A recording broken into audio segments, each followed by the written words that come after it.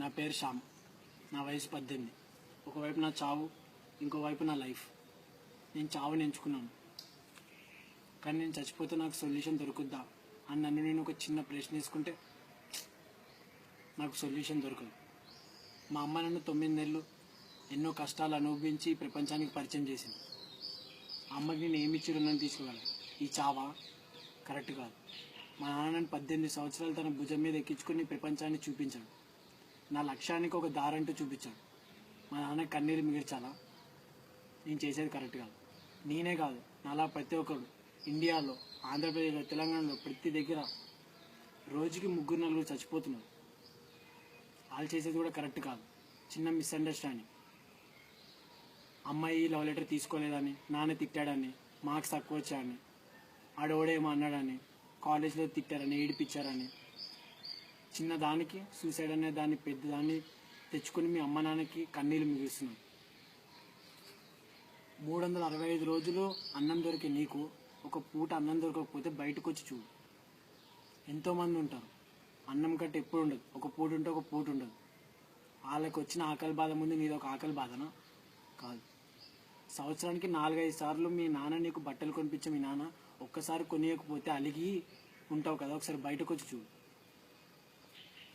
అన్నమే దొరికినప్పుడు బట్టలు ఎలా ఉంటాయి? అమ్మాయిల దగ్గర కూడా ఉండవు. వాళ్ళతో పోల్చుకుంటే నీ లైఫ్ ఎలా ఉంది? నువ్వేం చేయాలి? మీ అమ్మ నాన్నకి నువ్వేమి ఇవ్వాలి? ఏమి ఇస్తున్నావు? కరెక్ట్ కాదు. సంవత్సరం పూట ఒక రైతు తన పొలాన్ని పండించి వరదలు వచ్చి, ఎండ వచ్చి, ఏదో ఒకటి మొత్తం నాశనం అయిపోతే రైతు పడే కష్టం ముందు నీది ఒక కష్టమా? కాదు. మన దేశాన్ని కాపాడుతున్న ఒక జవాను కంచెలాగా ఉండి రాత్రి అనక పగలనక రేనక అది ఏమి సంబంధం లేకుండా ఎండ వాన అన్నిటిలో తడుస్తూ మంచినీళ్ళు కూడా సరిగ్గా ఉండవద్దండి, నుంచునే ఉండాలి. మన దేశాన్ని కాపాడుతున్నాడు. దేనికి? మీరు సూసైడ్ చేసుకోవడానికా? కాదు.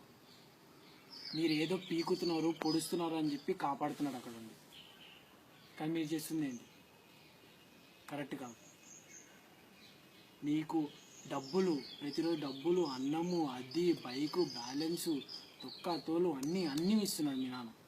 కానీ నువ్వేమి ఇస్తున్నావు? చావు. కరెక్టా? కరెక్ట్ కాదు. నువ్వు చచ్చిపోతే మీ చెల్లిని ఓడే ఏడిపించాడంట, అని కొట్టాలి, ఓడేళ్ళు కొడతాడు, మీ చెల్లె చోరికి చెప్పుకుంటుంది. ఏ అమ్మాయిని బైక్ మీద ఎక్కించుకుని తిరగాలని లేదా? ఉంది కదా. మీ చెల్లి పెళ్ళి ఎలా చేయాలనుకున్నావు? ఎలా చేస్తున్నావు? ఉన్నావా అసలు? నువ్వు నీ ఫోటో పెట్టుకుంటుంది అక్కడ. మీ అన్నయ్య ఏడమ్మా అని అంటే ఇట్లా సూసైడ్ చేసుకున్నాడని చెప్పాలా మీ చెల్లి? కరెక్ట్ కాదు.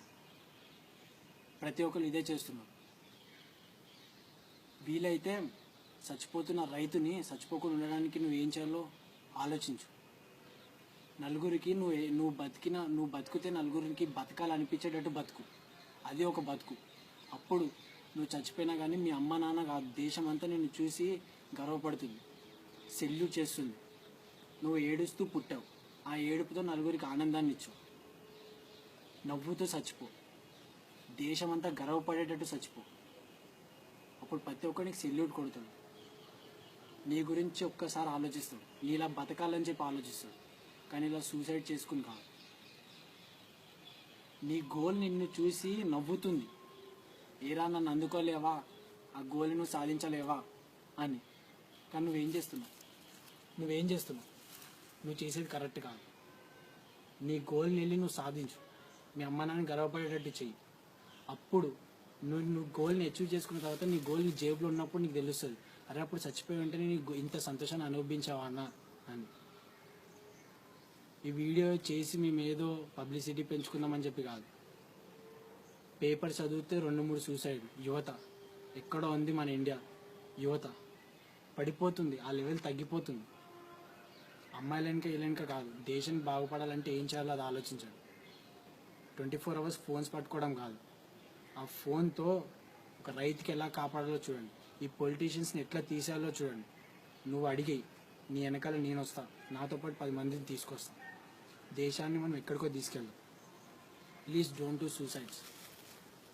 వీలైతే నలుగురిని బ్రతికించండి. జై హింద్. మీకు ఈ వీడియో నచ్చినట్టయితే షేర్ చేయండి, లైక్, మీ కామెంట్. బాయ్.